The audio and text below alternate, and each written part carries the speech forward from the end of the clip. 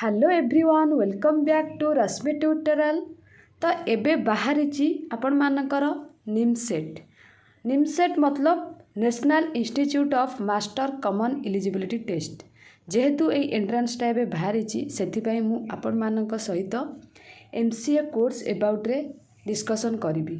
तो जो मैंने एमसीए करने चाहूँगी निश्चित ये भिडटी को देखूँ। आउ जो मैंने करने को भी चाहूना जानवा चाहूँगी कोर्सटा कौन जानी सारा पर जदि आप इच्छा करेंगे करने तो से भी देखूँ। ए भिडियो मु आपण मानकु कहिबी एमसीए कोर्सटा कौन ता सहित क्यों माने एटा को करि परिबे, कोर्स फीस कौन रही, क्यों एंट्रांस दबाकू पड़िबो, सैलरी आपण मानकर 1 लाख तो रहिबो, बाकी प्राइवेट कॉलेज रे केते कौन रहिबो, गवर्नमेंट कॉलेज रे केते कौन रहिबो, तापरे आपण मानकर जॉब क्योंठी करिवे, क्यों टाइप रो जॉब करिवे, तापर केते वर्ष ये कोर्सटा सबकि भिडियो रे आपण मानकु कहिबे। भिडियोटी को शेष पर्यंत देखिए सो दैट सबकि बुझीपारे। आउ जदि चैनल को नुआ विजिट करूछंती फटाफट सब्सक्राइब कर दिंतु।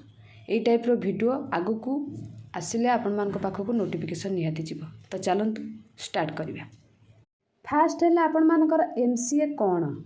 एमसीए होची आपनकर master of computer application, master of computer application माने ए कोर्सटा आपण मानकर होची मास्टर कोर्स। एटा आपण मानकर बैचलर कोर्स नुहे, ग्रेजुएशन परे आपण माने कोर्स टी को करि परिबे। एटा केवल कंप्यूटर एप्लिकेशन विषय रे ही पाठटा माने कंप्यूटर विषय रे आपण माने पढ़ी परिबे, सॉफ्टवेयर डेवलपर केमिति ही पारिबे। तो ए टाइप रो तापर क्यों ग्रेजुएशन करि परिबे, सबु ग्रेजुएशन करि परिबे माने बीएससी पिला करि परिबे, बीए पिला करि परिबे, बीकॉम पिला भी करि परिबे। आउ बीएससी पिला जो मानकर कंप्यूटर साइंस ऑनर्स थिबो ना, कंप्यूटर साइंस ऑनर्स थिबो तो से मानक पई ए कोर्सटा बेटर रहिबो, जेहेतु से माने ग्रेजुएशन लेवल ले एटा को पढ़िचंती। ता सहित जो माने बीसीए भी करिसंती। बीसीए होची आपण माने जानिथिबे बैचलर ऑफ कंप्यूटर एप्लिकेशन, से माने सबु जानिछंती कोर्स अबाउट रे। ठीक अछि, बीसीए पिला हुंतु कंप्यूटर साइंस पिला हुंतु ए माने सबु किछि जानिछंती। तो तांकु एमसीए रे किछि कष्ट हबो नाही। जदि बीएससी रो फिजिक्स केमिस्ट्री बायोलॉजी माने बॉटनी किबा जूलॉजी रो ऑनर्स रखि कि पढुथिबे, ठीक अच्छे, तो बीएससी पिला अलगा ऑनर्स रखिकी जो मैंने पढ़ुवे एमसीए सपोज एडमिशन करेंगे से टिके कष्ट हम। बीए पिला भी सेमती, बीकॉम पिला भी सेमती, से डायरेक्ट एमसीए एडमिशन कले कष्ट हम, किंतु पिला करूछंती और जॉब भी पाउछंती। 2 वर्ष भितर से माने कंप्लीट करिकी माने सबू कष्ट किछि होउनी। माने एमाने टिके आगरु जानिछन जेमति कि आपण मानकु कुहा जिवो क्लास 8 9 पढ़िबेनी, डायरेक्ट 10 को आपण माने एडमिशन करे दिया जिवो। माने 7th पास करथिबे 10 को आपन को एडमिशन करे दिया जिवो। जो टाइप रो कथा एटा से टाइप रो कथा, ठीक अछि। माने आपण मानकु बैचलर रे टाइम रे आपण माने पढ़ी नथिबे, डायरेक्ट आपण मास्टर डिग्री जाई कि करिवे कंप्यूटर एप्लिकेशन रे, तो सेही टाइप रो किंतु आपण माने करि परिबे। आउ गोटे कथा हला आपण माने केते परसेंटेज ग्रेजुएशन रे रखिथिबा दरकार। जदि आपण माने एनआईटी भली कॉलेज रे बा एनआईटी रे एडमिशन करबा को चाहउछंदी ताहले 60% आपण मानकु ग्रेजुएशन दरकार। बाकी अदर गवर्नमेंट कॉलेज ओडिसा रे किबा प्राइवेट कॉलेज रे आपण मानकर 55% आपण माने रखिले कॉलेज रे एडमिशन करि परिबे। नेक्स्ट आपण मानकर आसिला कोर्स रो ड्यूरेशन। आपण मानकर 2 ईयर आपण माने जानिथिबे सबु मास्टर डिग्री गुड़ाक 2 वर्ष, एटा भी 2 वर्ष। आर आपण मानकर एंट्रांस कौन। एंट्रांस जदि आपण माने एनआईटी भली कॉलेज रे एडमिशन पाइबा पई चाहंती, जोटा कि आपणकर नेशनल लेवल कॉलेज, तो आपन को निमसेट एंट्रांस दबाकू पड़िबो, जोटा कि एबे बाहरी। आपण मानकर निमसेट रो फुल फॉर्म कौन, national institute of master common eligibility test. एटा बाहरी आपण एनआईटी भली कॉलेज जेमति कि आपणकर एनआईटी त्रिची गोटे तमिलनाडु रे अछि, तो सेठी आपण माने एडमिशन पाई परिबे। एबे बाहरी यार फॉर्म। आउ जदि आपण माने से कॉलेज रे न चाहिए कि आपण माने ओडिसा रा गवर्नमेंट कॉलेज रे करिवे, सपोज उत्कल यूनिवर्सिटी रे करिवे, ହେଲା। उत्कल यूनिवर्सिटी हो आपण मानकर जेते सारा ओडिशा रे गवर्नमेंट कॉलेज अच्छी डिमांड यूनिवर्सिटी अच्छी सेठी आपण माने एडमिशन करबा पई एमसीए चाहउछंती तो आपण मानकु सीपीटी दबा को पड़िबो।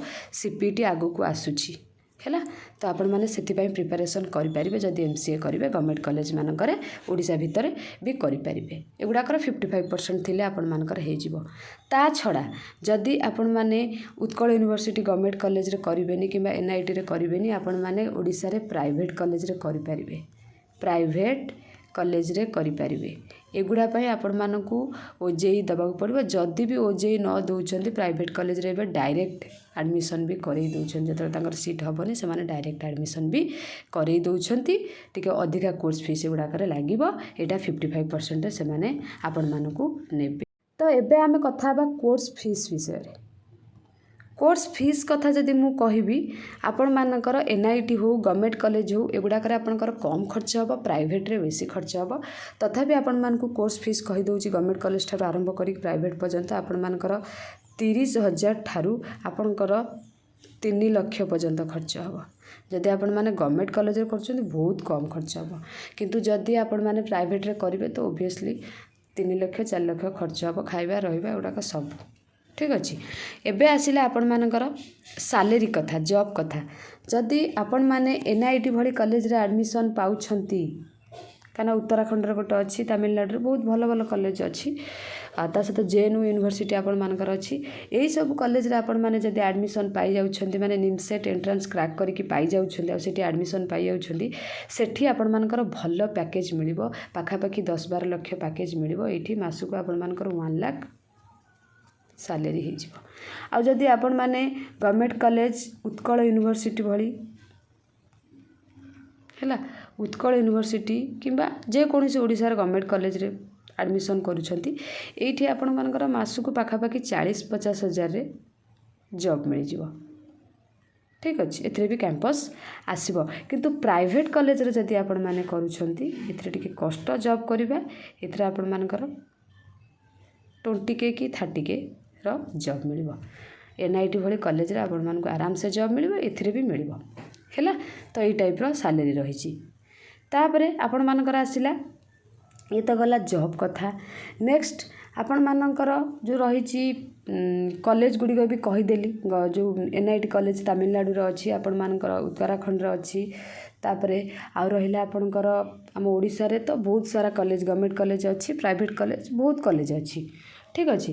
नेक्स्ट आपण मानकर ये जो एंट्रांसटा आप निमसेट दवापाई चाहूँगी फास्ट आपण मैंने गूगल रे देखंतु तार फॉर्म भी बाहरी आपण मैंने देखिकी निमसेट कौन तार फॉर्म केबेठू जदि कहबे से रिलेटेड वीडियो तो मुझे आपण मानक पई नै आसीबी किंतु सेटा को आपण माने निजे चिन्हंतु जानंतु हैला। तो एटा को आपण माने बीए पिला कर पारिबे बीएससी पिला करें बीकॉम पिला भी करें मुझे तो कहीदेली क्यों मैंने करें आ जॉब मैंने क्यों करें आपण मैंने गोटे सॉफ्टवेयर डेवलपर हो पारे ठीक अच्छे। सॉफ्टवेयर इंजीनियर आपण मैंने तो डेफिनेटली हो पारे एमसीए कोर्स करुँच जदि तापर आपण मैंने गोटे भल पैकेज पाइबापी हेले ना चेष्टा करूँ सीपीटी देवे जदि आपंकर ये निमसेटा न दौरान है आपण मैंने सीपीटी दिंतु सीपीटी रे क्रैक करके आपण ओडिशा रे जेते सारा माने डिमांड यूनिवर्सिटी अच्छी भल कॉलेज अच्छी सेठी एडमिशन करंतु 40-50 हजार कम नुहे भी आपण मानकर सैलरी ठीक अच्छे। एबेठू पढ़ापढ़ी करंतु सीपीटी दिंतु तापर आपण मानकर जदि भी गवर्नमेंट कॉलेज रे पाई जाउछन ना बहुत कम खर्च हम कहीं आप प्राइवेट रे पढ़े एत कथा करेंगे जदि भी एमसीए करने की इच्छा करठू पढ़ंतु माने ग्रेजुएशन लेवल रे कंप्यूटर साइंस रे माने कंप्यूटर एबाउट रे सब किछि आपण मानकु पढ़िया पड़े जदि सीपीटी देवे आ सब किछि पढ़िले ना आपन को तो मिल जिवो आराम से यूट्यूब रे मिल जिवो कंप्यूटर एबाउट रे तो क्रैक करि परिबे जदि आपन सीपीटी चाहुचंती। तो ये थिला आपण मानकर एमसीए कोर्स एबाउट रे जदि किछि डाउट अछि आपण माने मते कमेंट सेक्शन कमेंट करके पचारि पारिबे मु आपण मानकर डाउट क्लियर करिया पई निश्चय चेष्टा करिबी। आ ता सहित आपण माने आउ केउ कोर्स एबाउट रे जानिया पई चाहुचंती कमेंट रे कमेंट करिले मु से रिलेटेड वीडियो मध्ये आपण मानक पई नै आसीबी। आशा करुछि एमसीए एबाउट रे आपण माने सब किछि बुझी पारिथिबे जदि भी बुझी पारिथिबे निज फ्रेंड्स मानकु शेयर करिवे आउ लाइक करिवे कमेंट करिवे। Thank you all.